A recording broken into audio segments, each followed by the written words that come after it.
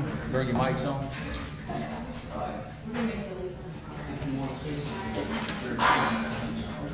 All right, we're going. If everyone would mute their phones, please, and we're going to call our July 9th Town Council meeting to order. Item number 2, adoption of the agenda. I need a motion to adopt the agenda. Motion. I need a second. Second. Any discussion? Vote. Aye. Aye. Opposed, same sign. Invocation. Thanks, sir. Thank you. Afternoon, everyone. Our scripture for today is from the book of Isaiah. The things for those who hope in the Lord will renew their strength. They will soar on wings like eagles. They will run and not grow weary. They will walk and not be faint. For I know the plans I have for you, declares the Lord. Plans to prosper you and do not harm you. Plans to give you hope and a future. As everyone knows, last week, 4th of July, so happy 4th of July, everybody, belated. But this was made possible by the group of men that came to Philadelphia in 1776. I almost said 1976. I've been a little off. 248 years ago, we celebrated this. And these fellows pledged their sacred honor, their lives, their fortune, everything they had. And the one thing they didn't have, that had to have, was freedom. So that's just what brought about the Revolutionary War. These men, 56 of them, from each of the original 13 colonies, signed the Declaration of Independence on July 4th. 9 of them were immigrants. 2 were brothers, and 2 were cousins. 1 was an orphan. The average age of the signer was 45 years old. Benjamin Franklin was the oldest delegate at 70. The youngest was Thomas Lynch of South Carolina at 27. 18 of them were merchants or businessmen. 14 were farmers, and 4 were doctors. 22 were lawyers, but the lawyer decreased by 1 because our delegate from the state of North Carolina, William Cooper, was disbarred because he spoke out against the king. 9 of them were judges. 1 had been the governor of Rhode Island. 42 of them had served in the colonial legislature. John Witherspoon of New Jersey was the only active clergyman. He was Protestant. The only Catholic there was Charles Carroll of Maryland. So it was kind of a diverse group, as you can see. 11 of them had their homes and property destroyed by the British. Francis Lewis's New York home was razed and his wife was taken prisoner. John Hart's farm and all of his fields were destroyed when the British invaded New Jersey. And he died while fleeing capture. Carter, Braxton, and Nelson, both of Virginia, had large sums of money. They were very wealthy. And they loaned their personal money to the government, and they were never repaid, and they died penniless. So they lost everything. After the Revolution, 13 of them went on to become governors. 18 served in state legislatures. 16 became state and federal judges. 7 of them became members of the U.S. House of Representatives. 6 of them became senators. 2 of them became Supreme Court justices. And Jefferson, Adams, and Elvis Gary went on to become vice president. And of course, John Adams and Thomas Jefferson went on to become president. 5 of the signers played major roles in establishing colleges and universities. Of course, Benjamin Franklin, University of Pennsylvania, was associated. Thomas Jefferson, University of Virginia. Benjamin Rush at Dickinson College. Lewis Moore at New York University, and George Walton at the University of Georgia. Adams, Jefferson, and Carroll were the longest serving scientists. Adams and Jefferson both died on July 4th, 1826, 50 years after. They both died on the same day after having served on this. The oldest, or longest living survivor was Carroll, and he died in 1832 at the age of 95. My favorite of all the Declaration of Independence scientists was John Hancock. Remember, he's going to be signature. He signed big so King George could read his name without his spectacles. And I thought that was pretty bold. I always admired. That's why today we say, you know, put your John Hancock here on his papers like that. These men, you know, they sacrificed everything that we might have in the country we have today. And I'm not sure how pleased they will be at the way things are going to see people in maybe college campuses burning flags and all, and shouting death to Israel, death to USA, burning our flag. I think they'd be a little bit upset, probably more so. I think probably most of them, as well as most of us, could identify with Johnny Cash and his old song that he was probably 30, maybe years ago, maybe longer than that. I was walking through a county courthouse square. On a park bench, an old man was sitting there. I said, "Your old courthouse kind of run down." He said, "Nah, it'll do for our little town." I said, "Your flagpole has leaned a little bit, and that's a ragged old flag you got hanging on it." He said, "Have a seat." And I sat down. "This is the first time you've been to our little town?" I said, "I think it is."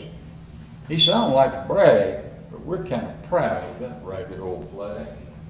You see, we got a little hole in that flag there from Washington took it across the Delaware, and it got powder burned the night Francis Scott Key said writing, 'Oh, can you see?' And now we're about quit waving the flag here at home. In her own good land, she's been abused, she's been burned, dishonored, denied, and refused. And the government for which she stands is scandalized throughout the land. And she's getting threadbare and wearing thin, but she's in good shape for the shape she's in. Because she's been through the fire before, and I believe she can take a whole lot more. So we raise her up in the morning, take her down every night. We don't let her touch the ground, we fold her up right. On second thought, I do like to pray, because I'm mighty proud of that ragged old flag. Would you bow your heads, please? Lord, long may the flag of the United States of America wave in the breeze. May we never forget it was you who gave us this land. We may never forget that those who gave their all defending this land, and we ask you to continue to bless the United States of America and of each man. Amen. Amen. Thank you, sir. Thank you. Pledge allegiance.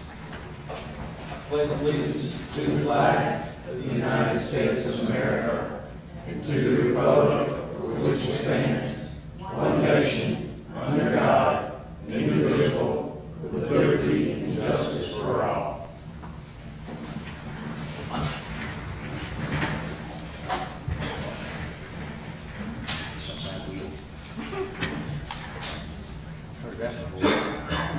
Okay, public comment. Just wanted to remind everyone, this is a time for the public to address their elected officials on issues not on the agenda. The town council is interested in hearing your concerns. However, speakers should not expect council action or deliberation on items brought forth during the public comment period. First speaker up, Fred Folk. Fred, if you want to stay where Yeah, you are. you want to stay where you are, wanna it's stay- fine. You can sit down and speak if you want. Fine. Thanks, Josiah. I was gonna bring it. Well, I might just sit here, is that all right? Sure. Okay. Thank you. Good afternoon, everybody, and thanks for the opportunity to be here, Mayor and council people. I'm coming out of concern for one of the items that you have on the agenda in regards to Chain Park. And pardon me if I use the word "I" a lot while I'm talking to you, but from the very beginning of Shane Park, Dr. Shane entrusted me in particular to see that his wishes were carried out to achieve what we have there today to his satisfaction. He bought the property where Shane Park is back in 1975 when Carolina Big Caribbean was auctioning off every spare piece of land they had. It was the same time I bought the store property. But he held on to it for a long, long time, and he talked to me. And he said, I'm not ready to give it to town yet because they're busy doing a lot of things. I want to wait until I feel like they can take it and be responsible and do a good job with it. And he came about and he donated the land. But with it, one of his desires was to go back and have primitive campgrounds. When I say primitive, I mean ones without a lot of things like electricity or anything else, but to have basically what we have there today. And that all came from Dr. Shane taking his son camping wherever it was on their first camping trip, and he always remembered that. And so he says, please watch out and make sure this place stays like it is because I'm proud of it. Well, we came along, we did an awful lot of planning, and we did things like sell campsites. There are a number of people donated $5,000 for the campsites. We got that done, and I can remember going down there with a former town manager, and I think Sean might have been with us, and Michael Holland, and we picked out the spots where we thought would be the best places. Well, what you see down there is what Dr. Shane wanted. Now, I know somebody has said that they've called Dr. Shane and he says it's all right to put trucks with tents on tops or camper vans in there, whatever. But I personally, Fred Fole, would like to go on record. I would like to see it remain like it is. If we need a place to park motorhomes and campers and what, that needs to be figured out and set aside somewhere else. But we have a beautiful place down there, and it's meant a lot to a lot of people, including me. But we have a lot of people to thank for what it is today. But when you consider this item on your agenda, please, please leave things like they are down there. People come to Beech Mountain to unplug, not be plugged in.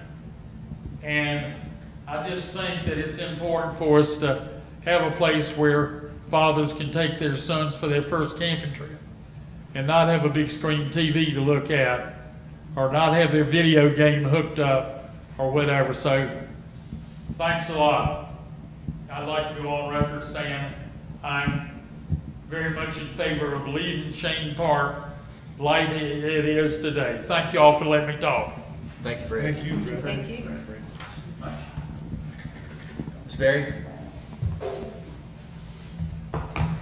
Hi, I'm Therese 100 Squirrel. Last month, remember I talked to you all about the parking situation. I think that the convenience center pass should be adequate to allow us to park, residents to park over there. Well, much to my surprise, I come home and when the newspaper comes out, what I said is front page above the fold. Can you believe it? Random woman speaks about parking and she's on the front page of the paper. Gosh, if I'm on the front page of the paper again, I hope I've done something really great other than speak about something so mundane as parking. But the reason I'm bringing this up is no sooner does this appear and people find out what I said, I start getting the phone calls and the emails about, oh, you're right, that's what it should be. We should be allowed to use our convenience center pass to park there. Well, I'm not the person to tell. They should be telling you all, not me. Nevertheless, I'm telling you that people are telling me. Okay, second thing I'd like to talk about very quickly. When we had to meet the candidates, someone asked, could we have a moratorium on new bills because we're concerned about the water supply? And everyone said, well, no, it seemed like the implied impression was that was a dumb idea. So I remember, because we've had our house here for 30 years, I remember that this had happened before. So I got in touch with Ralph Heist's office and found out that in 2020, the state put a moratorium on new wastewater systems. I will briefly read you this. The town of Beech Mountain was placed under a sewer line extension moratorium back in December 2000,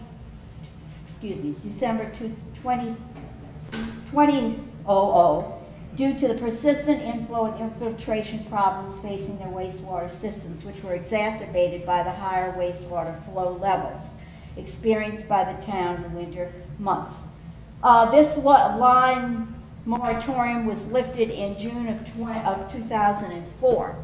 So I got a question, what's being done to prevent this from happening again, that the state comes in and puts a moratorium? I don't know if y'all even knew this happened, but it did, from Ralph Heist's office. Anyway, my concern is enough water for fires, because we have careless fireworks, we have occasional sky lantern, and they always come by my house. And it's a very big problem if we don't have enough water to put out fires. If we need to put a moratorium on it again, it's not a really crazy idea.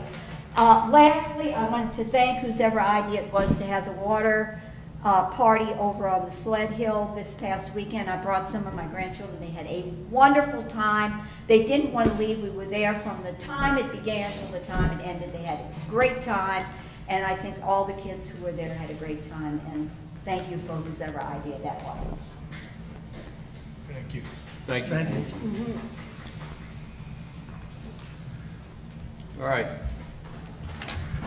That concludes public comment.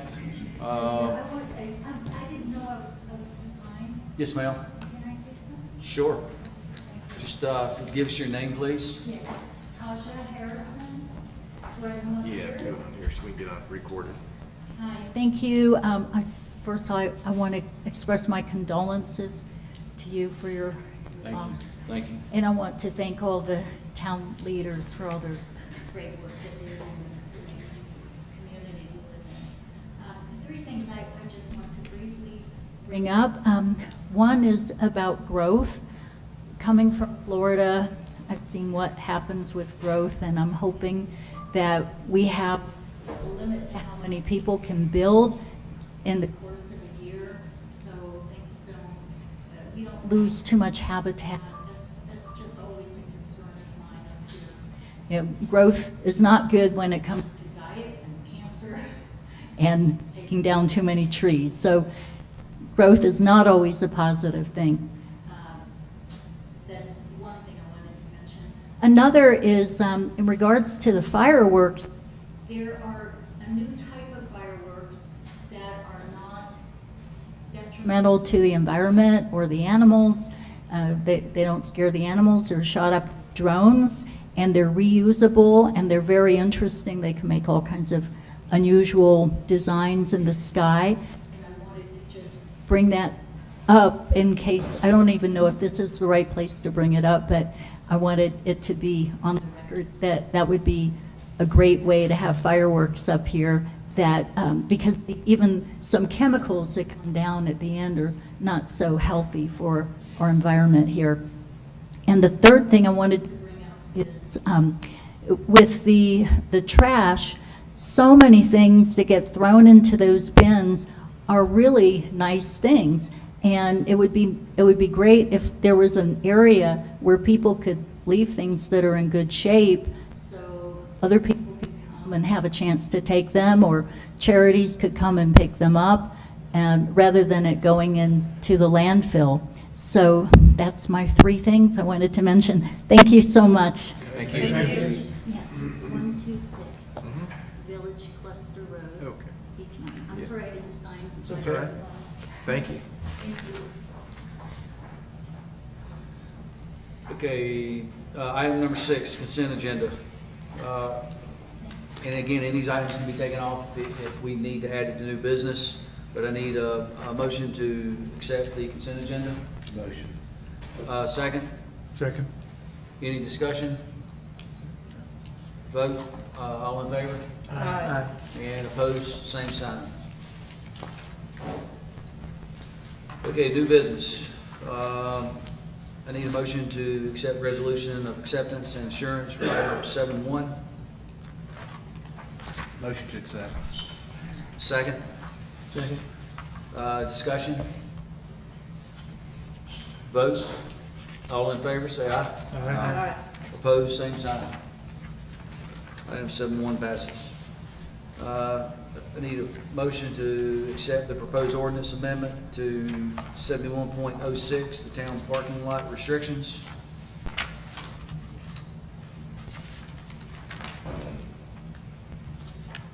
So this, the Well, hold on a question, second. oh, sorry, I need a motion to accept this, accept it. and a second? Second. All right. This is only limited to Shane Park. It is. If you'll look on the second page, it's page 17, you'll see in D, it's highlighted and underlined. Okay. That is the limitation. The remainder of the ordinance is existing. And what that says is it has to be in a designated spot by permit issued by the town manager or his designee, and that is currently the Recreation Department. Similar to when we issue a permit for a tent site, we have the tent sites, the 5 tent sites, those are permitted as well. These would be designated sites for these vehicles. Is there power, water, or sewer being placed at any of the sites? No, we don't have the capacity for sewer. There was a discussion of power that has not been proposed or funded. What was the other? Power, water? Power, water, sewer. There's water at the bathhouse. So there's no connections for the vehicles. It's simply the ability to park there with a permit and not use a tent site. And then, a lot of these campsites will have no generators after like 9 PM. Yeah, the existing rules at Shane Park have not been changed and will not be changed, and that has all the hours of operation, the Right. noise, the disturbance, all those rules remain the same. This is allowing the vehicle to be permitted to camp. Correct. Yeah. Any more? I mean, go back to what Fred said, I was part of the discussion with the Shanes about their vision for the park. And I was opposed to this until I was told that the Shanes had blessed it. And I think what we're doing here doesn't deteriorate or very much change what's going on in Shane Park. All it does is allow you a designated spot to sleep in a car or a camper. Not a car, but a You camper. can't sleep in a car. Yeah, exactly. So I'm in favor of this change. Yeah, I agree with what Art said. I think it's just going to, we're an outdoor community. It's just going to enhance the experience that people have on Beach Mountain. And I want to keep, as Fred said, that he wanted to, see it remain as it is. And I think this will make it a little nicer, and we will, only thing's going to change is going to be, there's going to be, 23-foot campers there. How many designated spots are there going to be? Proposed is 3, And there's 5 campsites. yes. And there's 2 more tent campsites proposed across the bridge over in the island, but that has not come to fruition. We've already put regulations in place for the tent camping based on restricting the number of days, and Yes. that's all set up None of that already. changes. Okay. All the restrictions that are in place at Shane Park for camping, none of that has changed by this ordinance. Gotcha. This, I shouldn't say simply, this allows the vehicle to be the tent in a designated spot as opposed to the tent on the site. Have we selected the spots? I mean, are they separate from, I guess when I look at the parking, Are we gonna separate the vehicle parking with tents from the tent area? Yes, they have been selected. Unfortunately, I can't tell you exactly which ones. But if you're at Shane Park, if you pull into the parking lot and the creek and the tent camping is to your left, these would be on the right-hand side up against Pine Ridge.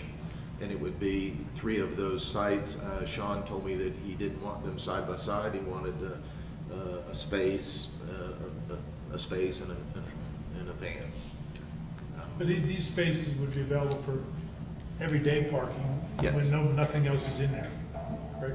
I mean, I could pull in there. Yes. Pull my car into that spot. There'll be no Visual. changes to the parking lot other than we'll put some signage so Right. that when the permit is issued, they know where they can go park. But that, should there not be a van camper there, you can park your pickup truck there.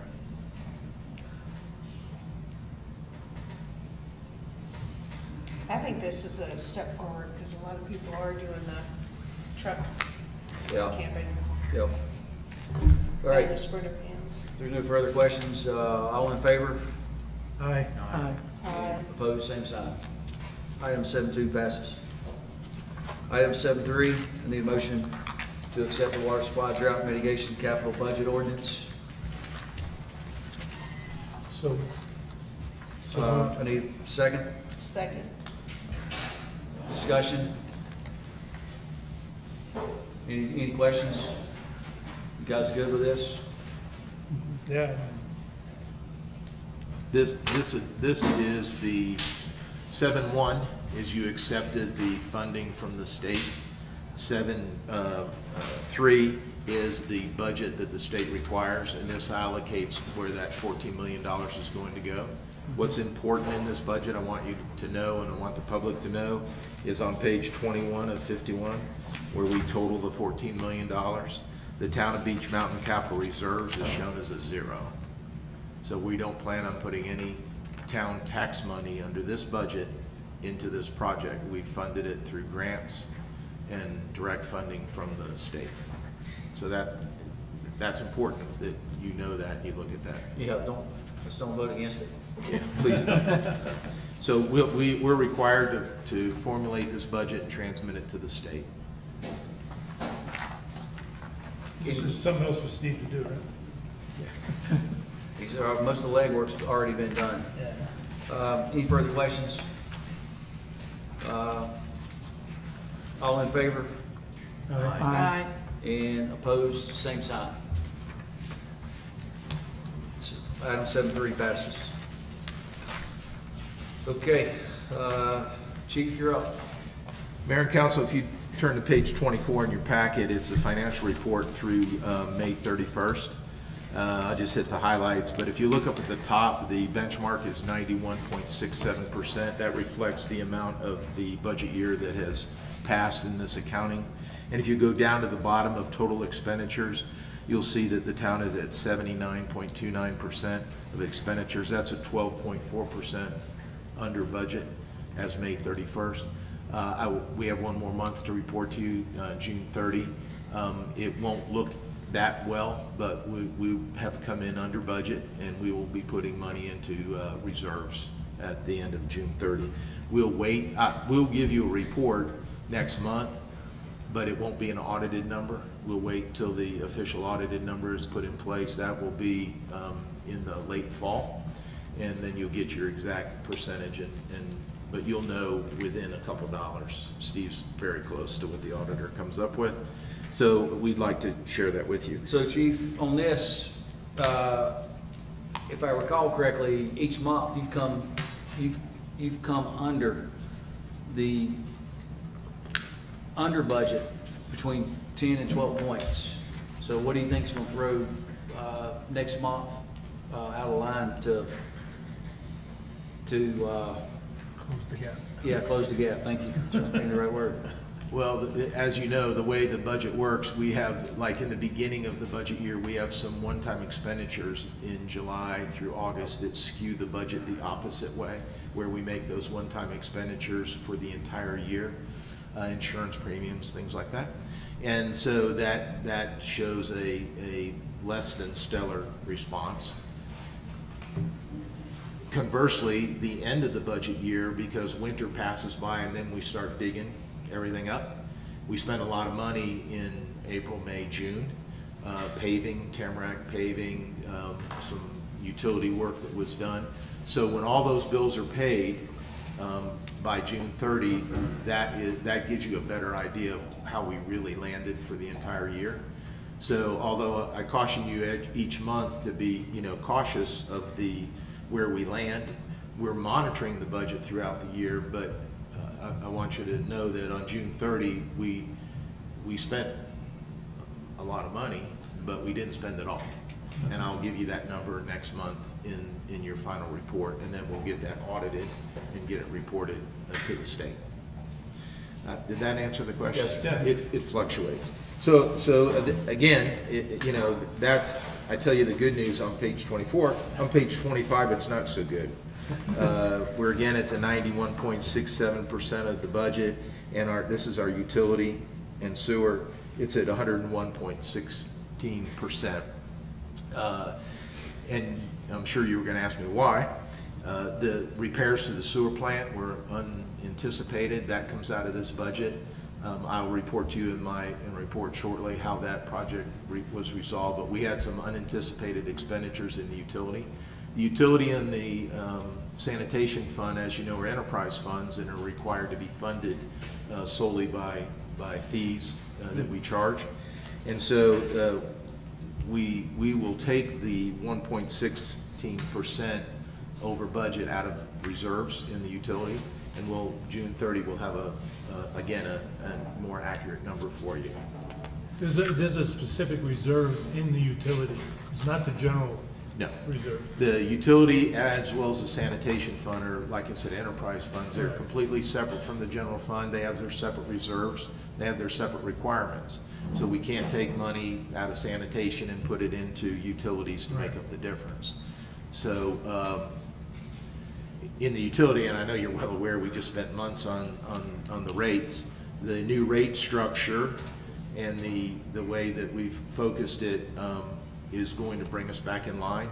But I did want you to know that we're over the benchmark, and as we go through June 30, if we need funds to balance the budget, we'll bring it to you and we'll take it out of utility reserves. Okay. Page 26 is the sanitation fund. That's in the red, as I've been reporting the last couple of reports. You passed a rate increase as well as reduced expenditures by closing the convenience center. So we anticipate that we'll be balancing that budget. Again, that overage in the end of the year, if it's required, we'll take it out of reserves in the sanitation fund. Just to close the convenience center for one additional day. Yes. Well, it saved us. Came out, closed convenience center. No, we didn't do that. Well, no, I'm sorry. For one additional day. We reduced the hours to save about $54,000. And the day, so the public is made aware, which most of them should be, it's Tuesdays and Sundays? It's Sundays and Wednesdays. Sunday and Wednesday. And it begins this week. This Sunday will be the first. So any questions on the finances? Let's see, new water rates go into effect, which we briefly talked about. I need to encourage the public to check their water bills over the next 3 months to make sure that the correct information and they understand. We've had a lot of people calling about the new rates and trying to figure what their bill is going to be. As we discussed in budget, I don't anticipate a lot of conservation until the new rates kick in and people see like the third bill saying, hey, this is getting expensive, I need to do something about reducing my usage. So understand that that it was effective July 1st, and we really want the public to scrutinize their water bill. As an aside, as you know, we changed the convenience center placards every July 1st, and we did that, and the orange placards were made available.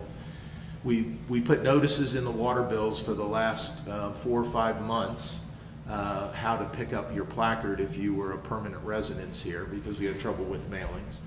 And most of the people who showed up after July 1st that got denied service came here very angry that they didn't know to pick up their placards.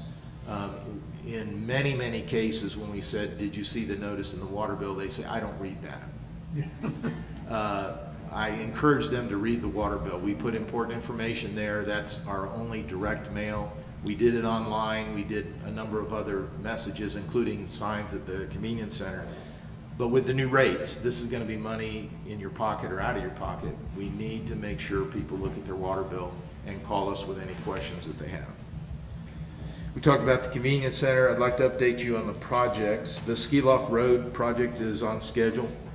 All sewer lines and taps are in. The water mains are installed and they're currently pressure testing and disinfecting. The stormwater infrastructure is completely installed. The retaining walls are underway. We're about 30% done with the retaining walls. And the dry utilities, which is the electric and the communication utilities, are going in the next phase. At July 1st, we were 50% through our 180-day period. And right now, we're right on schedule, so everything looks good on Ski Loft. The Buckeye Rec Center air conditioning project is complete, and we're just working on the punch list. Our Pond Creek sewer repairs are completed. The plant's back up and running. I learned a lot about sewage treatment. You can't just turn it on. There's bacteria and bugs that have to be grown and maintained and nurtured in this thing to make it work. And we have young bugs right now because we started fresh. And so we're getting that up to speed. But what an education on sewage treatment that I've received. The Town Hall Visitor Center, you walked in through all the debris outside in the desert. Finally, work is progressing. They've given us a September target of 2024. And we want to ask everybody to pardon our dust, but they've got quite a bit of work underway. Things seem to be moving. The utility project behind us here on Meadowview is 99% complete. Then they're going to move to Greenbrier Road for about almost a year to redo the infrastructure on Greenbrier. So Meadowview is almost done. Our stormwater culverts and road repairs are underway. Last Friday we had quite a rainstorm on one side of the town. Again, we lost a substantial amount of infrastructure on gravel roads, culverts, and those repairs are underway, and we're building it back. Staghorn Hollow, if you get a chance, take a ride down there. Public Works tried something. They were scheduled to have gravel stabilization on that road. We had asphalt millings from the Tamarack Road project. The far end of Staghorn Hollow is a steep decline with a sharp turn, and we've struggled every year trying to maintain that because of the elevation change as well as the way it turns. That the gravel just would never hold up, and we were there constantly motor grading and repairing. Long story short, they put asphalt millings down, rolled them in, and one thing immediately was noticeable: there was zero dust.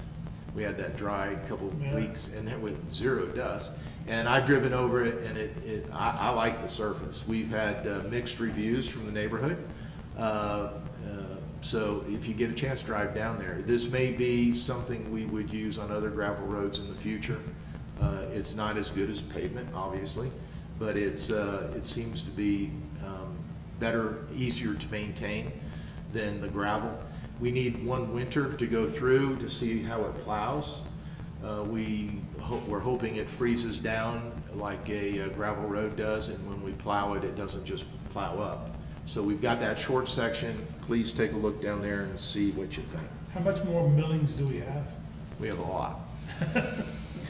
Can We have a lot. We actually created a staging area off Cat's Curve, and we used 8 to 12 inches of millings on the ground there, which we can pull back up if we need, and we've stockpiled millings there as well. So are you going to continue using this product, or are you going to wait and see We're gonna wait and see. what happens this winter? Yeah, we're real pleased with the lack of dust. We're real pleased with the surface. It seems to be a better surface than the gravel. Now we need to see how it reacts and how it works during the winter. So this time next year, we'll be talking about that didn't work, or this is a good idea, and we'll pick another road and do it. All right. Second Farmers Market was a great success last Friday, even with the thunderstorms that inundated the area. It was very well attended. I don't know if all of you got to go by there, but it was very crowded. We had Santa Claus was there in his tent and his shorts, and he enjoyed meeting with the kids. And Sandy Carr wanted me to thank the whole community for supporting the event. The next market is August 2nd. The theme is Go Team USA, red, white, and blue, in honor of the Olympics. Sandy dropped off in front of your dais the California Mountain Life, which has an article on the farmers market and some flyers. So that seems to be going very well attended, and everybody seems to have a good time. I talked about the placards. If you haven't got your placards for the convenience center before you go there and get turned away, come by town hall, check with the ladies here, and it's a good chance we've got those, and we'll sign those out to you.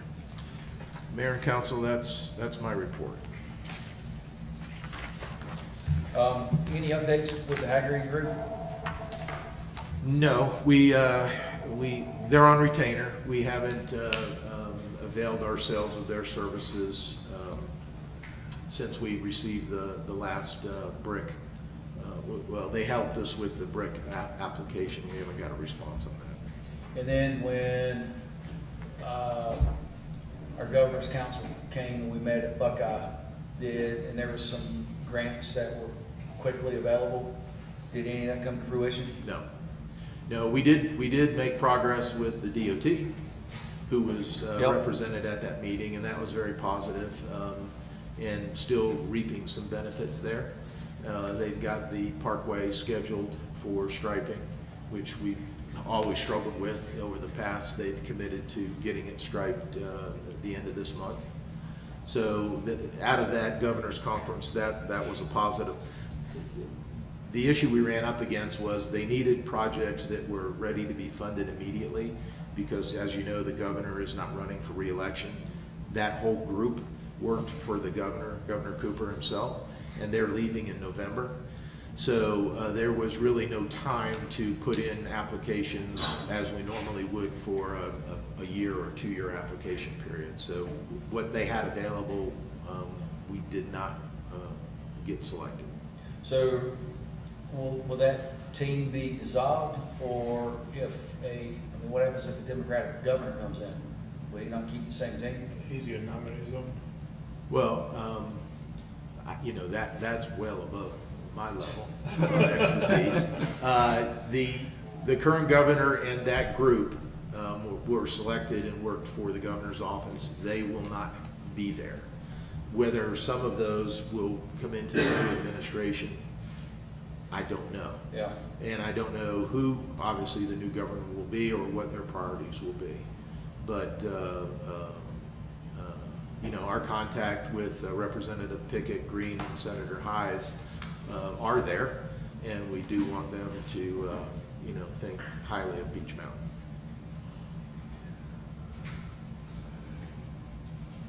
Alan? Sure. First of all, I'd like to thank Chief Pudney and all the town employees that have gone into maintaining the budget and staying under budget, which is a big plus for the town. It takes a commitment to all the employees for that to happen, and especially the management of them, and thank you for that. And also like to recognize the employees themselves, because they're the ones that keep the town going. And we've been trying to make sure, if you've been following us, to try to retain the employees that we have, make sure that we can continue to plow roads and fix water lines and so forth. And I'd just like to thank them again, make sure that they understand that we do appreciate, I can speak on all of the council members, that we do appreciate the job that they do for us on a day-to-day basis. They're the ones that do the work. That's right. And the last thing was just a little story. The water rates, a friend of ours, we had mentioned that, we were going to a different structure on the water rates, and So I think Art said, well, go check your toilets, make sure that they're not, running all the time, because he was at about 4,000 gallons a month. And lo and behold, he goes and gets a couple of parts, fixes them, and now he's down to under 3,000 gallons a month. And that's what we really wanted. The intent of this was to try to reduce the water usage on Beach Mountain, because we are in the situation that we're in until we get, the new project completed. So just a little bit of anecdotal evidence, I guess, that we can try to get people to follow that same line of thinking. That's all I have. Alan? Alan? Nice to meet you. One of the reasons I came to this town many years ago is the small town feel. We had some unfortunate circumstances that took place over the last couple of months with the passing of Pete Chamberlain and others. And it really made me proud to be part of this community. It came together. It was an amazing thing to happen. And that's why I'm serving on this council, to make this community what it is and what it strives to be. And all these people, the town employees are amazing. I mean, everybody says, we got too many, they're making too much money. And yeah, but at midnight, go out there and you'll find those guys out there fixing whatever, a tree fell down or whatever it is that makes our community great. So thank you for all that. You want to thank your mayor? No. Stafford? I just want to say, it's already been said, it's been a rough couple months with some things going on here. Personally, for a lot of folks on this mountain, and just want to make sure they know that the council's here. If you ever want to talk to somebody that's impartial, come talk to us. I'll be available on Wednesday, July 17th at the coffee shop, 11 o'clock. For anybody who wants to come have coffee with a council member. Kind of missed doing that in May because things got really busy, and then June didn't get any better, and July, the 11 days of the resort being open is over, so I get a little breather. Yeah, next Wednesday, the 17th at 11 o'clock at the coffee shop. Come chat with me, I'll be there. One last thing, and we talk about water runoff on gravel roads, and I live on a gravel road, and I have to go through a bunch of gravel roads to get to my house. If you've got a ditch and a culvert in your yard, please make sure you clear it. The town does a good job of going around and doing some clearing, but really as homeowners here on Beach Mountain, we should get out and clear those to keep water runoff from going onto the roadway. In a lot of cases where I've seen problems on Poplar, T-Berry, going down the backside, it's been clogged culverts. And so the water backs up and fills up like a beaver dam and overruns onto the roadway and then finds its own path. Water can move a significant amount of weight, so please make sure you take time to keep your yard clean, your culverts clean. Tom? Vice Mayor? I want to start with a huge thank you to everybody that did the hog roast. It was a big success, and we sold a lot of turkey and a lot of pork. But there's a lot of work that goes involved in it rather than just serving it. I also want to mention the Run the Beach race series. There's 2 races left.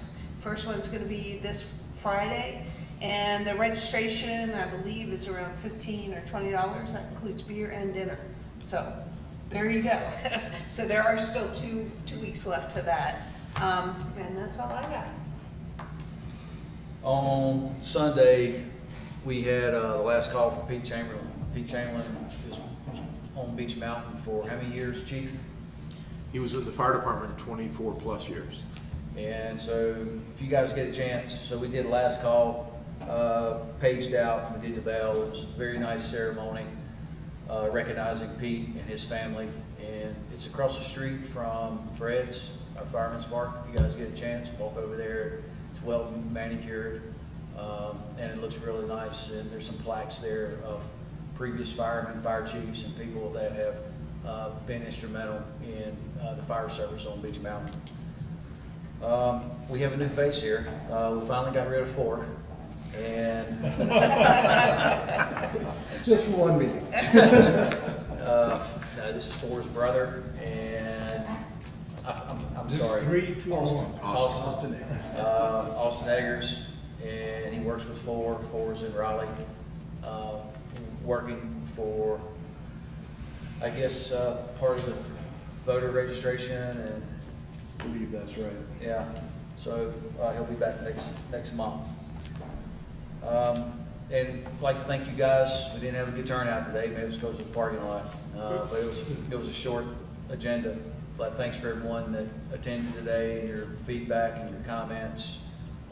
We do listen to you, you know, but we do listen to you, and we have individual discussions with our town manager on your concerns, and we try to find a happy medium. Yeah, I know Fred probably wasn't satisfied with the outcome of Shane Park, but I think this is gonna be good for Shane Park. And we've discussed this for a long time. I started discussing it 3 or 4 years ago. I was always shut down, but I thought this was something that Beach Mountain needed, and I'd like to see us, as Fred said, you know, maybe we can, if this thing is gonna be popular, which I think it will, we do it on a larger scale somewhere else, or maybe another landowner here on Beach Mountain may want to do something like this. So, again, thank you for everyone's input and attending, and I need a motion to adjourn the meeting. Motion. All right, thank you.